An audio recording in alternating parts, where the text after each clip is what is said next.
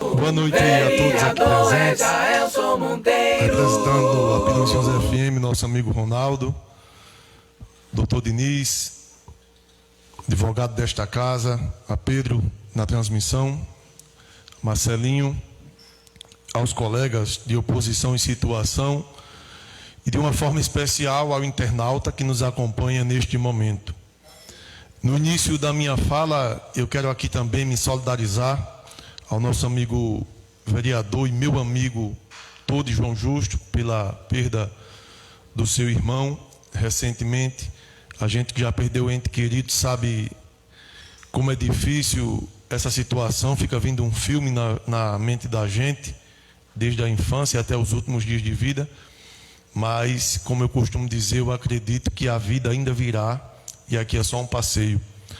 Me solidarizar também com a família de Nando, primo ainda do vice-prefeito, se não me engano, Beto Barbosa, pela morte trágica também. Tinha o mesmo como amigo e sabia de todo o seu esforço para vencer na vida lá no sul do país, e a vida com seus redemoinhos, trouxe Nando para morrer num canto tranquilo. Me solidarizar também com a família, na pessoa de Gardênia, que é sua filha, do ex-vereador, ex-secretário, meu amigo particular, desde quando era do meu grupo político, como também não, o nosso amigo Tico, que se foi, mas deixou aí um legado de amizades, de brincadeiras e de um coração gigantesco. Eu, ouvindo atentamente a fala dos nobres vereadores, parabenizo os mesmos. A gente tem que defender o que a gente acredita e ser democrático para ouvir também o contraditório. E uma coisa me pegou aqui quando eu ouvi Tizil falar a respeito da Casa de Taipa, que eu tive a oportunidade de ir lá pessoalmente, inclusive com meu compadre Paulo Antônio, quando a gente ainda estava fazendo umas visitas naquela noite, pode-se dizer assim. E quando eu cheguei lá, eu vi o material que a prefeitura havia mandado, salvo engano, tijolos e areia. E até aquele momento eu não sabia da dificuldade daquela família, porque eu confesso que eu não tenho uma expansão gigantesca de estar em toda a localidade na zona rural. A gente geralmente vai nas que as pessoas convidam a gente ou que a gente tem um pouco mais de afinidade. E naquela noite eu conversando com o filho da dona da casa, e ela falou que Tizil disse que estava recebendo já o material e que iriam fazer a sua casa. E de imediato, naquele mesma semana, eu tive a oportunidade de conversar com Mônica e falar da dificuldade, porque inclusive tem um morador lá que ainda é praticamente da minha família, porque um sobrinho dele, uma sobrinha dele, está com um sobrinho meu. E Mônica disse que estaria fazendo aquele serviço e seria o próximo passo a conclusão da casa Galego. E como o Tizil bem frisou aqui, de acordo com o mês, já adentrava ao período eleitoral. E aí, Neto, você, como doutor Diniz, e qualquer pessoa sabe que nem tudo é permitido num período eleitoral. E por este motivo, acredito eu que aquilo lá não foi concluído. Mas parabenizo a gestão que está assumindo agora a responsabilidade de fazer a casa, que inclusive casas foi o que foi mais prometido pelo gestor atual, e não adianta dizer que é mentira.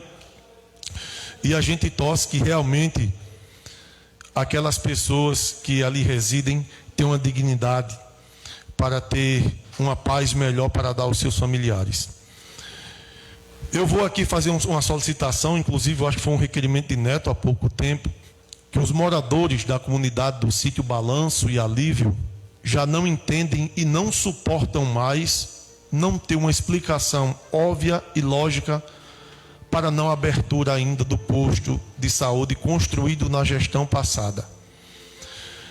Eu acredito que se o gestor atual der oportunidade para a Neide, que é a secretária de saúde, desenvolver um trabalho lá, mandando profissionais, dando autonomia à Neide, o problema ali será resolvido. porque as pessoas estão saindo da localidade do Balanço e do Alívio, se eu não me engano, para Camará e Amarelinha, para serem consultadas. Então cabe aqui também o meu reforço, o meu apelo, para que aquele posto seja aberto de imediato, porque se tivesse deixado feito pela metade, estaria aquelas críticas nas ruas, fizeram e abandonaram lá, e não foi desse jeito. Mas eu vi Tizil aqui dizer o seguinte, que na ação social em 2017 foram gastos 54 mil reais em ajuda.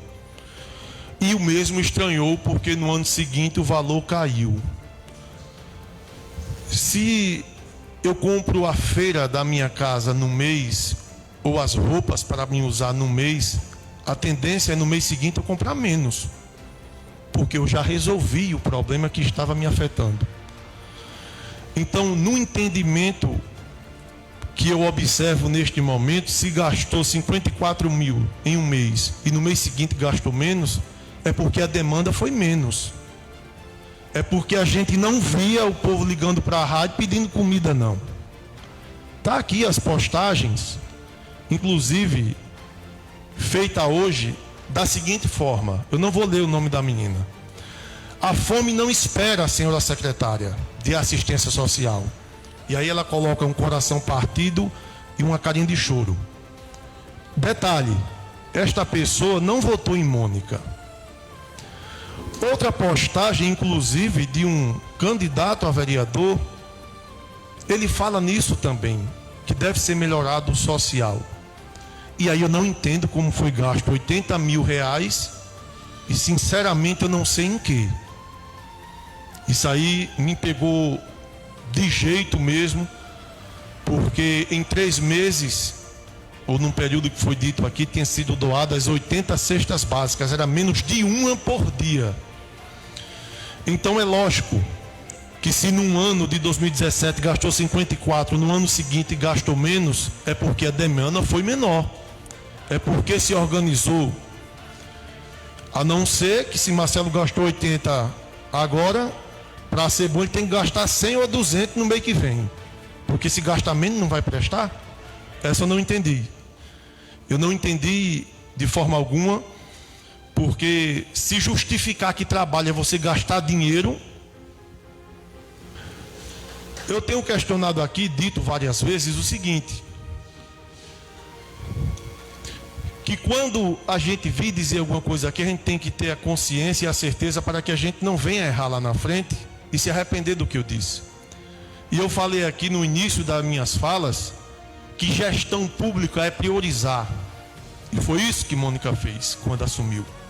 Pegou as prioridades, ela tinha uma equipe que fazia com que a gente observasse os pontos mais críticos para tentar resolver.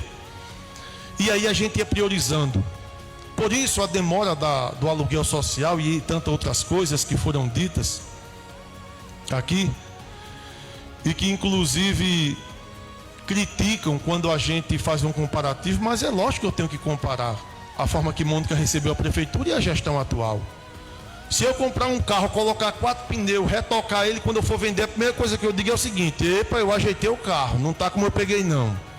Então é lógico que você vai fazer essa comparação.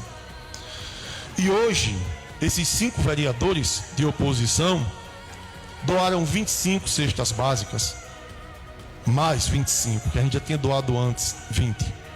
Para vocês verem como é importante o que a gente está fazendo, que talvez isso tenha sensibilizado a gestão para que tomasse a iniciativa de doar essas 200 cestas básicas, como foi dito aqui e como eu vi na postagem. Certa vez, Galego, Maria Zelita Ferreira Alves, considerada a mãe da pobreza, porque ela visou muito o social, tudo que ela tinha era para justamente dar a essa população, e eu acompanhei esse tempo. E quando Zelita faleceu, me convidaram para fazer um texto sobre a morte de Zelita naquela época. E aí eu comecei a conversar com as pessoas que eram próximas a Zelita, para eu ter uma noção do que eu iria escrever, que naquela época, Ronaldo, seu irmão Roberto tinha um jornal, ia ser escrito esse texto nesse jornal. E a minha mãe, que estudou com ela, descia a pé do sítio Miguel para o colégio onde era o Santo Antônio, hoje em Guarabira, me disse certa vez o seguinte, e me disse no dia de eu escrever o texto: Zelita Jaels, uma vez me disse o seguinte: eu jamais terei coragem de comprar um carro, Neide, se eu souber que o meu povo está passando fome. E hoje, eu pela primeira vez, que eu não queria nem na rádio entregar essa cesta básica, mas hoje eu tive um probleminha no supermercado, já fui entregar em cima da hora. Eu vi lá, quando as mães iam saindo com aquela cesta básica, uma criança da Rua da Goma, junto com sua mãe, quase sem poder, levando aquela cesta básica. E eu parei a moto ali de lá da Simão e fiquei observando, e é do cara estraçalhar o coração com a imagem daquela. Porque a criança ia com a feira sem poder no braço, com a mesma alegria que Papai Noel tivesse batido na sua porta e deixado um carro de brinquedo para ele. E foi aí que eu comecei a observar que realmente, indiscutivelmente, de forma inequívoca, a assistência social está falha nesse município.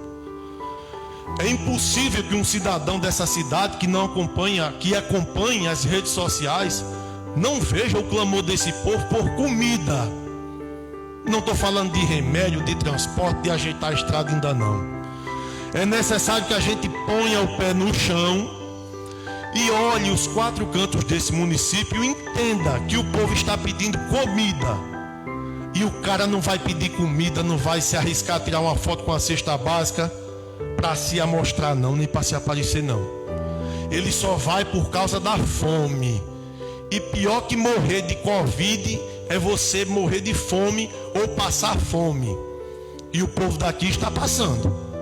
Não adianta a gente dizer que isso não existe, que aqui não tem isso, que tem sim. E eu fico muito triste quando a gente chega nos quatro cantos dessa cidade, como os agentes de saúde estão me procurando e contando a situação, e você não entender por que o que era mais criticado na gestão passada ainda não floriu, ainda não se abriu, ainda não desabrochou. Ou vocês querem me dizer que está acontecendo alguma coisa nesse município de uma gigantesca relevância? Não. O que foi dito aqui foi a questão do psiquiatra, que realmente não tinha. Fora isso, mais nada. Nada. Até para manter as coisas como vinha sendo feito, está tendo dificuldade. Inclusive pela diminuição da entrega das cestas básicas, que era de 300, 400 até 800 por mês, não está sendo dado. Eu não estou aqui criticando, maltratando a pessoa de Eliane, não. Deus me defenda e Deus me proteja e me livre disso. Que é uma cidadã de bem, honesta, trabalhadora, estudou com minha mãe. Eu estou falando da gestão. Vocês passaram os 4 anos da política falando que não existia social, isso e aquilo. Eu estou aqui na Secretaria de Saúde e eu me canso de ver gente dizendo que vai atrás de um gás e não consegue. Será que eles estão mentindo? Remédio eu estou cansado de comprar também. E eu entendo que isso é normal. Mas caso a gestão não dê autonomia ao secretário, não anda a gestão. E parece que em Pilõezinho está uma nuvem cinza em cima dessa cidade, que está carregado. Eu não vi nada de anormal ainda do que se pregava. Claro que a gente está no início, são 4 meses, ainda está aprendendo, engatinhando. Mas eu acho que está na hora dessa gestão se sentar, pegar as pessoas que de fato são daqui, porque, como Marcelo disse certa vez, que o fato avimônico era essência. Pegar essas pessoas daqui, cara, que tem a essência daqui, e dizer, vamos tentar resolver os problemas, porque a gente é daqui. Então, não me venha com essa ideia que está brilhando o social ou qualquer outra secretaria, que não está, não.